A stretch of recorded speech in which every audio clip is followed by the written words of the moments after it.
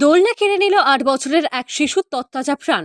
যে শিশুটি কিছুক্ষণ আগে বাড়ির সকলের সাথে খেলাধুলা করেছে, সেই শিশুটি দোলনা পেঁচিয়ে গলায় ফাঁস লেগে মৃত্যুর ঘটনায় বাকরুদ্ধ বাড়ির লোকজন। শিশুটির নাম সত্যজিৎ রুদ্রপাল। ঘটনাটি ঘটেছে সোমবার দুপুর 2টো নাগাদ বেলোনিয়া থানাধীন চিত্তমারা পুরানবাজার এলাকার নিজ বাড়িতে।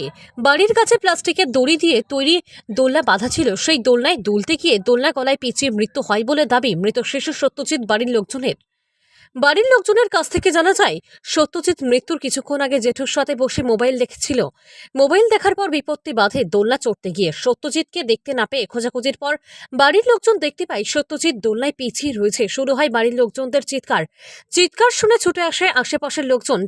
পেঁচানো অবস্থায় দোলনা থেকে সত্যজিৎকে উদ্ধার করে নিয়ে আসা হয় বেলোনিয়া হাসপাতালে কর্তব্যরত চিকিৎসক সত্যজিতের শরীর পরীক্ষা নিরীক্ষা করার পর মৃত বলে ঘোষণা করেন।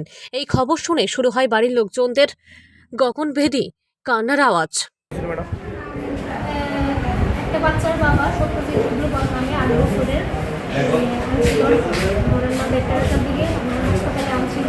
তো আমরা তাকে যখনই আনছি মৃত বিলে পাইছি। এখন পুলিশ ইনফরমেশন দেওয়া হয়েছে কী কারণে মারা গেছে জানা যায়। কি কারণে জানা গেছে ম্যাডাম জানছেন নি বাড়ির লোকের কাছ থেকে? বাড়ির লোক বললেও কি জানি গাছের মধ্যে কি এতে আটকাইছে গলাতে একটা মার্ক আছে। বাচ্চারা বয়স কত ম্যাডাম? ৮ বছর। নাম জানেন বাচ্চা? হ্যাঁ, সত্যজিৎ রুদ্রপাল, বাড়ি? চিত্তমারা। কি হয়েছিল ঘটনা? বাচ্চাটা আমার লোক আসছিল। আচ্ছা। আমি তো নেছি আমার থেকে মোবাইল চাইয়ে বাড়িতে গেছে। বাড়িতে যাই আমি স্নান করতে আমি স্নান করে গেছি। ফের মা তারা দেখলাম ঠিক করে আছে। আমরা ঠিক করে গেছি, দেখেছি এই অবস্থা। কি দেখছেন যে মানে দড়ি গুলো নিতে সারিয়েছে।